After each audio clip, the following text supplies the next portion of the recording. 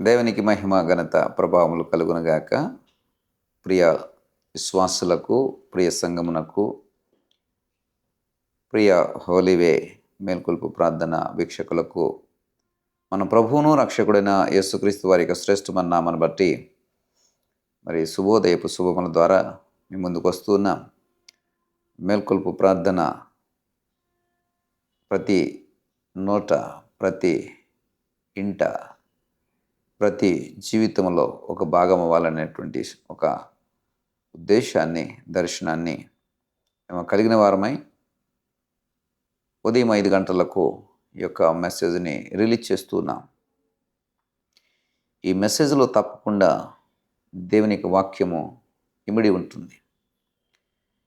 దేవుని యొక్క వాక్యమును బేరుజు చేసుకుంటూ మన అనుదిన జీవితానికి దాన్ని అన్వయిస్తూ ఈ వాక్యమును మీ ముందుకు తీసుకుని వస్తున్నాం. వాక్యము లేకుండా ఈ పరిచర్య ఇప్పటి వరకు అయితే లేదు, రాబోయే దినాల్లో కూడా ఉండదని నేను ప్రగాఢంగా నమ్ముచూ ఉన్నాను. ఎందుకంటే వాక్యమే దేనికైనా ఆధారం.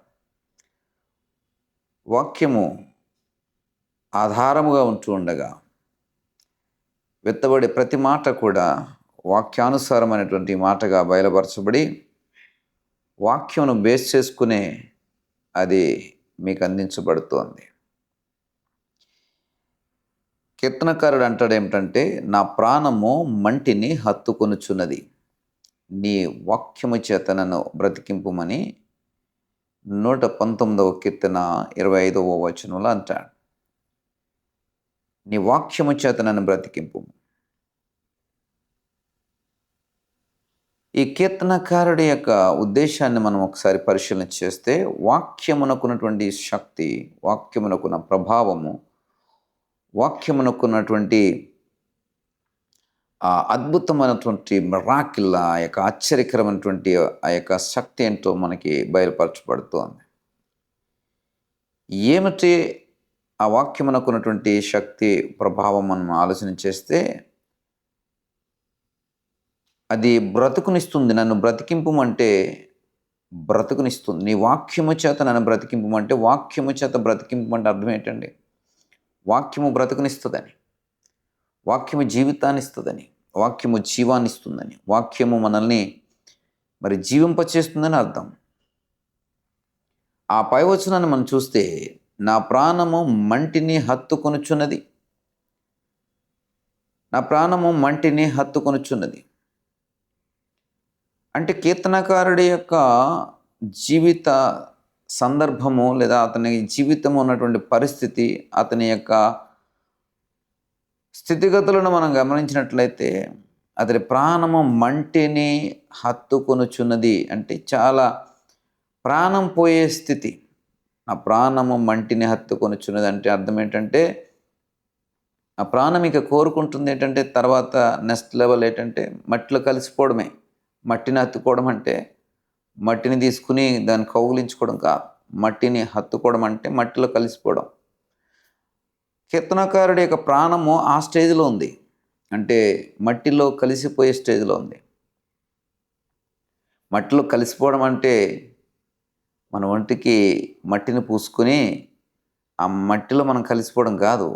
మట్టిలో కలిసిపోవడం అంటే మరణ స్థితి. మట్టిలో కలిసిపోవడం అంటే ప్రాణం పోయే స్థితి. మట్టిలో కలిసిపోవడం అంటే ఇక సమాధి చేయబడేటువంటి స్థితి. అలాంటి స్థితిలో నా ప్రాణం ఉంది. కాబట్టి నీ వాక్యము చేత నన్ను బ్రతికింపుము అని, దాన్ని బ్రతికింపు అనే పదాన్ని వాడినప్పుడే మనం అర్థం చేసుకోవాలి ఏంటంటే, అతడి ప్రాణము మట్టిని హత్తుకొనుచున్నదంటే ప్రాణం పోయే స్థితిలో ఉంది. కాబట్టి బ్రతికించు. ఎలా బ్రతికించు? నీ వాక్యము చేత బ్రతికించు. అంటే ప్రాణము పోయే దశలో కూడా వాక్యము మనల్ని బ్రతికిస్తుంది. నిరాధారమైన పరిస్థితులు మన చుట్టూ అలుముకున్నప్పుడు సహితము ఈ వాక్యము మనల్ని ఆ వెలుగులోనికి నడిపిస్తుంది. మనకు అన్నీ తెలుసు అనుకుంటుంటాం. ఒక్కొక్కసారి ఆలోచనలు మనల్ని ఉక్కిరిబిక్కిరి చేసి ఆలోచన కూడా పుట్టనటువంటి సందర్భాలు ఎదురవుతుంటాయి. మనకేమిటి, అనుకుంటుంటాం. ఒక్కొక్కసారి మనకేంటి అనుకున్నప్పుడే మన చుట్టూ ఎవరు కూడా కనబడరు. ఎవరు కూడా సహాయం చేసేవారు ఉండరు. నీ యొక్క స్థితిగతులను బట్టి నిన్ను పొగిడేవారు ఉంటారు, నిన్ను మెచ్చుకునేవారు ఉంటారు, నిన్ను చాటున మరి అసూయపడేవారు ఉంటారు. ఇవన్నీ కూడా సర్వసాధారణం. పనికి పని వచ్చినప్పుడు నిన్ను మెచ్చుకున్నవాడు కనబడడు, నిన్ను నొచ్చుకున్నవాడు కనబడడు. నొచ్చుకున్నవాడు ఎలాగో కనబడలేండి, మెచ్చుకున్నవాడు సహితము కూడా కనబడ్డు. అది మనిషి యొక్క నైజం. ఈ యొక్క లోకంలో జీవిస్తున్నప్పుడు మరి ఎవరిని నమ్మాలో ఎవరిని నమ్మకూడదో అలాంటి పరిస్థితులు మన చుట్టూ నిత్యం మనం చూస్తూ ఉంటాం. అప్పుడే ఇతడు మనకి సహాయకారిగా అనిపిస్తూ ఉంటాడు, అప్పుడే మనకి హాని చేసేవారుగా ఉంటారు. అప్పుడే మన కోసం మాట్లాడతాడు మంచిగా, అప్పుడే మన కోసం చెడుగా మాట్లాడేటువంటి స్థితిని మనం చూస్తాం. సో ఎవరిని బిలీవ్ చేయాలో ఎవరిని నమ్మాలో మనకి తెలియనటువంటి పరిస్థితులు ఉన్నాయి. మరి ప్రాణం పోయే పరిస్థితి వచ్చినప్పుడు మరి చూడండి, ఒకసారి మా హాస్పిటల్లో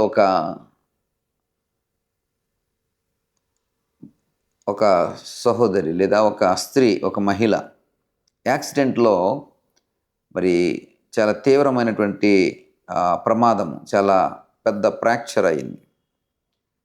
దానికి ట్రీట్మెంట్ని హాస్పిటల్లో చేయడం జరిగింది. వారు కోలుకోవడం చాలా రోజులు పడుతుంది. వారికి ఉన్నటువంటి ఒకగానొక కూతురు, మరి వారికి ఉన్నటువంటి కొడుకులు, వీరందరూ కూడా ట్రీట్మెంట్కి అయితే తీసుకురాగలిగారు. మరి అయినటువంటి ఖర్చు భరిస్తూ ట్రీట్మెంట్ కూడా చేయించుకోవడం జరిగింది. హాస్పిటల్ స్టే అని కొన్ని రోజులు ఉంటారు. ఆ తర్వాత వారి ఇంటికి తీసుకెళ్ళి వారికి సేవలు చేయాలి, సఫరీలు చేయాలి. ఇప్పుడు ఇంటికి తీసుకుని వెళ్తే ఈమెకి మేము ఎక్కడ సఫరీలు చేయాలి, ఎక్కడ ఈవిడికి సేవలు అందించవలసి వస్తుంది. ఇప్పుడు ఉన్న పరిస్థితులలో ఈమెకి మళ్ళీ మేము సర్వీస్ చేయడం అంటే చాలా కష్టమైన పని. కాబట్టి హాస్పిటల్లోనే ఉంచేస్తూ ఉంటాం. ఆ సర్వీస్ ఏదో మీరే చేయించండి, ఆయంతోనో లేదా నర్సులతోనో చేయించండి, దానికి అయ్యే ఖర్చు ఏదైతే ఉందో అది మేము చెల్లిస్తామని చెప్పడం జరిగింది. సరే అమ్మా, మీకు అంతగా ఇబ్బందిగా ఉంటే, ఇంటికి తీసుకెళ్ళడం కష్టం అనుకుంటే సరే హాస్పిటల్లో ఉంచండి అని చెప్పాం. మేము సర్వీస్ చేయగలుగుతాం, ఆయమ్మలు లేకుంటే సిస్టర్ల ద్వారా సర్వీస్ చేయగలుగుతాం. కానీ వారిని పరామర్శించడం, ఆ యొక్క ప్రేమ లేకుంటే అనురాగం, వారికి ఒక భోజనము, ఇవన్నీ కూడా మీరు వచ్చి చూసుకుంటే బాగుంటుందమ్మా అని చెప్పడం జరిగింది. అలాగే అండి, చూసుకుంటామని వారి తరపు నుంచి కూడా వారు చెప్పారు. తర్వాత చూస్తే హాస్పిటల్ రూమ్లో పేషెంట్ని ఒంటరిగా విడిచిపెట్టేశారు. ఎవరి పని వాళ్ళు చేసుకుంటూ ఉన్నారు. సొంత తల్లే, సొంత అమ్మమ్మే వాళ్ళ యొక్క మనవరాళ్ళకి అమ్మమ్మ అవుతుంది, వాళ్ళ కొడుక్కి తల్లి అవుతుంది. ఆ కొడుకు కూడా పట్టించుకోరు. ఇక ఒక మాట మాట్లాడేవారు కానీ, ఒక పరామర్శ చేసేవారు కానీ ఎవరు లేకుండే. అంటే మనం బాగున్నప్పుడు అన్నీ కూడా బాగున్నట్టుగా ఉంటాయి. ఒకసారి మనము ఇలాంటి పరిస్థితుల్లోకి వెళ్ళినప్పుడు సొంత వారిని కూడా నమ్ముకోలేనటువంటి పరిస్థితులు ఎదురవుతాయి. అలాంటప్పుడు మరి ఎవరిని నమ్ముకోవాలి? ఆ సత్యము బాగా తెలిసిన వాడు ఎవరంటే దావీదు. అందుకని నీ వాక్యము చేత నన్ను బ్రతికింపు. నేను మరణించే సందర్భము, ప్రాణహీన స్థితి ఉంది, మట్టిని హత్తుకునే పరిస్థితులు ఉన్నాయి. కాబట్టి నాకు నమ్మదగినది ఏమిటంటే నీ వాక్యమే. అలాంటి శక్తివంతమైనటువంటి వాక్యము చేత నన్ను బ్రతికింపు. నీ వాక్యము నాకు ఇస్తే అది నన్ను బ్రతికిస్తుంది, ఈ మంటిని హత్తుకునే పరిస్థితుల నుండి నన్ను లేవనెత్తుతుంది అని చెప్తున్నాడు. ప్రియ సహోదరుడా, సహోదరి, అలాంటి ప్రభావం కలిగిన, శక్తి కలిగిన దేవునికి వాక్యమును ప్రతిరోజు మీ ముందుకు తీసుకొస్తున్నాం గల కారణం ఏంటో తెలుసా? ఒకవేళ మీ ఇంట్లో, మీ జీవితాల్లో ఇలాంటి ప్రతికూలమైన పరిస్థితులతో మీరు ఉక్కిరిబిక్కిరి అవుతుంటే కనుక ఈ వాక్యము మిమ్మల్ని బ్రతికిస్తుంది, ఈ వాక్యము మిమ్మల్ని ఆదరిస్తుంది, ఈ వాక్యము మిమ్మల్ని మరి ధైర్యపరుస్తుంది, ఈ వాక్యము నీకు కొండంత భరోసానిస్తుంది. రండి, ప్రతిరోజు వాక్యములు పాలివరవండి. దేవుడు మిమ్మల్ని అద్భుతమైన రీతిలో బలపరిచి నిలబెట్టబోతున్నాడు. చిన్న ప్రార్థన మీకోసం చేస్తా. దయగల తండ్రి, కృప కలిగిన దేవా, ఈ వాక్యం విన్న బిడ్డలను నీ వాక్యం చేత బ్రతికించండి. ఎందరైతే బలహీనమైన, కష్టమైన శ్రమకాలాన్ని ఎదుర్కొంటున్నారో వారందరి జీవితాల్లో నీ వాక్యం ఆదరణ కలిగించి వాక్యం ద్వారా జీవం పొందుకునే కృప అనుగ్రహించమని యేసునామమును బట్టి ప్రార్థించి వేడుకుంటున్నాం పరమ తండ్రి. ఆమేన్.